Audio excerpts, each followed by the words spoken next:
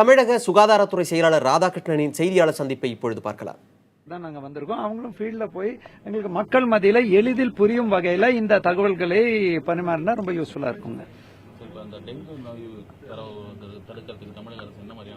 இப்போ இது வந்து இந்த டாபிக்ல இப்போ அண்மையில வந்து ஆகஸ்ட் மாசம் எப்பவுமே அந்த ஆண்டோட கடைசி 3 மாசத்தில் காய்ச்சல் நிலைமை வந்து கொஞ்சம் அதிகமா இருக்கும். அதுலயும் குறிப்பா இந்த டெங்கு போன்ற நோய்கள் வந்து 125 நாடுகள்ல இருப்பதனால் இப்ப நல்ல தண்ணியில வளரக்கூடிய கொசு அப்புறம் இந்த மாதிரி ஒரு சீசன்ல அது இன்க்ரீஸ் ஆகிறதுக்கான வாய்ப்பு உள்ளதால் அகைன் நம்ம ஃபீல்ட்ல வந்து முதலமைச்சர் வந்து ஏற்கனவே அந்த தெளிவான உத்தரவு பிறப்பித்து அந்த மல்டி டைமென்ஷனல் பண்ணுவோம். ஒரு பக்கம் வந்து விழிப்புணர்வு, இன்னொரு பக்கம் ட்ரீட்மெண்ட். கேசஸ் வராமல் தடுக்க, கேசஸ் இருக்கும்போது ஒரு இடத்துல 3க்கு மேற்பட்டோர் ஒரு குறிப்பிட்ட காய்ச்சல் டெங்கு மட்டும் இல்லாமல் லெப்டோஸ்பைரோசிஸா இருக்கலாம், மெனிஞ்சைட்டிஸா இருக்கலாம், இல்லையா வந்து ஹெப்படைட்டிஸா இருக்கலாம். அந்த மாதிரி காய்ச்சல் இருந்தா திருப்பி அந்த ஏரியால ஒர்க் பண்றது. இன்னொன்னு 10க்கு மேற்பட்டோர் உள்நோயாளிகளா இருந்தாலும் பார்க்கலாம்.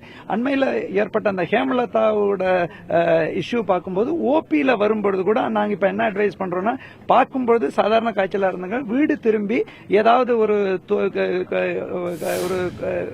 டயர்டா இருக்கிறதோ, அனிஷியலி டயர்டா இருக்கிறதோ, இல்லையா கண்ணில் கையில புள்ளி புள்ளியா வருதோ, இல்லையா வந்து வேற ஏதாவது சிம்டம்ஸ் இருந்தா உடனே வர சொல்லியிருக்கோம். களத்துல மாஸ் கிளீனிங் ப்ரோக்ராம் திருவள்ளூர்ல பாத்திருப்பீங்க. காரணம் எப்பவுமே இப்ப நாங்க வந்து அந்த பப்ளிக் ஹைஜீனை ரொம்ப எம்பசைஸ் பண்ணோம். அப்படிதான் இந்த டீம்ஸும் நமக்கு ரொம்ப யூஸ்ஃபுல்லா இருக்கு. அந்த ஆக்டிவிட்டிஸும் பண்றோம். நிலவேம்பு குடிநீர் ஒரு ஜெனரல் ஓவரால் ரெசிஸ்டன்ஸுக்கும் பல்வேறு இடத்துல நாங்க வாங்கிட்டு இருக்கோங்க. இது ஜிகா வைரஸ் பத்தி நீங்க கேட்டிருக்கீங்க. ஏற்கனவே நாங்க வந்து தமிழ்நாடு முதலமைச்சர் பிப்ரவரியிலே இதுக்கான டைரக்ஷன்ஸ் கொடுத்திருந்தாங்க மத்திய அரசோட இணைந்து. இது WHO புரோட்டோகால் பேஸ்டு டிசீஸுங்க. ஜிகாங்கிறது வந்து ஒரு மைல்டு, இந்த டெங்குவால் ஏற்படுத்தக்கூடிய ஏடிஸ் கொசுவால் பரப்பக்கூடிய நோயா இருந்தா கூட ஒரு very very mild form of fever.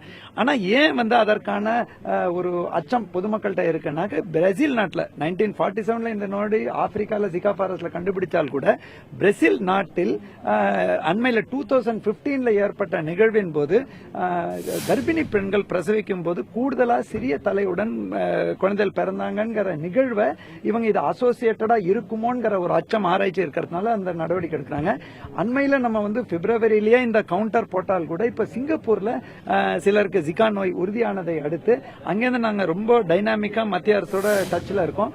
அங்க வரக்கூடிய ஏர்கிராப்ட் கார்கோ ஏற்கனவே உள்ள வழிமுறைப்படி பர்மத்ரிம் என்ற கிருமி நாசினி நம்ம பிளைட் ஏறும்போது கூட அந்த கார்கோல அடிக்கிறாங்க, இறங்கும் போது கூட அடிக்கிறாங்க. அதே மாதிரி அந்த பாசிவ் சர்வேலன்ஸ்ங்கிறது வந்து ஏதாவது ரீதியில காய்ச்சல் ஏற்பட்டால் உடனடியா அந்த ஹெல்த் போஸ்ட் மருத்துவர்கள் 24/7 இருக்காங்க. அப்படி பண்றோம்.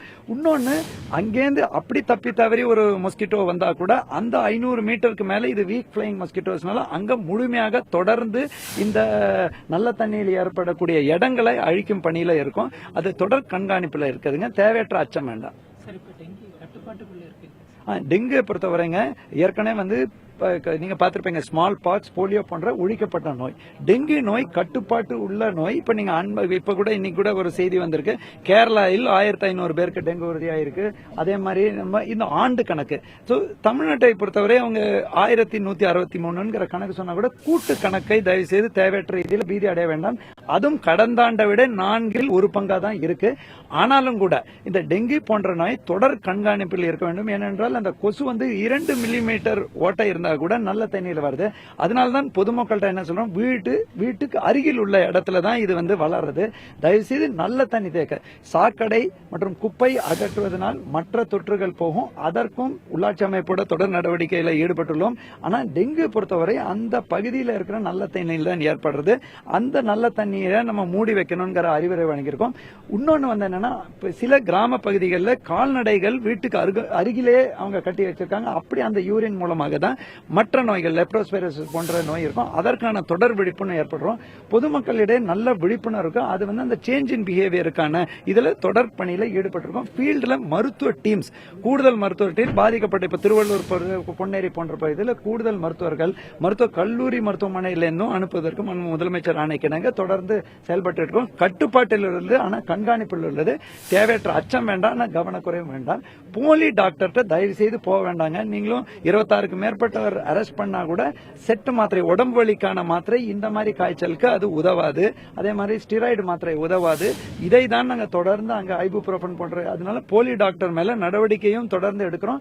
அந்த நம்ம மருத்துவர்கிட்டையும் இன்னும் டீம்ஸ், இந்த ஃபீல்டு டீம்ஸ் திருவள்ளூர்ல பார்த்திருப்பீங்க, கூடுதலாக மொபைல் டீம்ஸும் போட்டு இந்த மாதிரி உள்ள இதுல மக்களுக்கு எளிதில் மருத்துவ வசதி கிடைக்கும் வகையிலும் செயல்பட்டு தேவையான தமிழ்நாட்டு மட்டுங்க. ஏற்கனவே தமிழ்நாடு மெடிக்கல் சர்வீசஸ் கார்பரேஷன் மூலமாக எந்த நேரமும் 6 மாதத்துக்கு தேவையான மருந்துகள் கையிருப்பில் உள்ளது. தேவைக்கு ஏற்பட்ட லோக்கல் பர்ச்சேஸ்க்கான ஆணையம் ஏற்கனவே ஃபீல்டில் கொடுத்திருக்கோம். அந்தந்த பகுதியில் உள்ள மாவட்ட ஆட்சியர்களும் தொடர் கண்காணிப்பு ஒருங்கிணை முதலமைச்சர் ஆணைக்கினாங்க. அனைத்து துறையோட ஒருங்கிணைந்து செயல்படுறாங்க. பொதுமக்களும் நல்ல சப்போர்ட் கொடுக்கறாங்க. காய்ச்சல்னால் இறப்புகள் தவிர்க்கும் நோக்கத்தில் அனைத்து முயற்சிகளும் எடுக்கப்பட்டு வருகிறதுங்க.